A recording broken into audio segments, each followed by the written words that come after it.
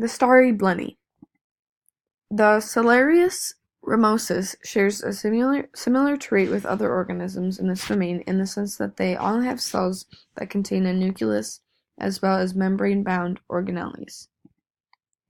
All organisms in this kingdom are multicellular.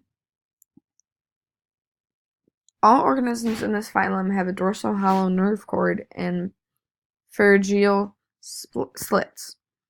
This class of fish contains the most diverse selection of fish, but they are also known as ray-finned fish.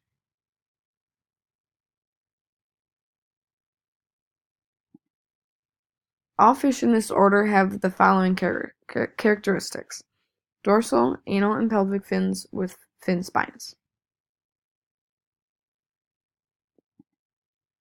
All blennies have a slender, elongated body and exotic coloring to help the blennies in their secretive lifestyle in crevices and holes on the bottom of the ocean. All fish in this genus have eggs that are demersal and adhesive. And the starry blenny is also referred to as a snowflake blenny, and its body is a dark brown with white spots, and its pectoral and tail fins are yellowish.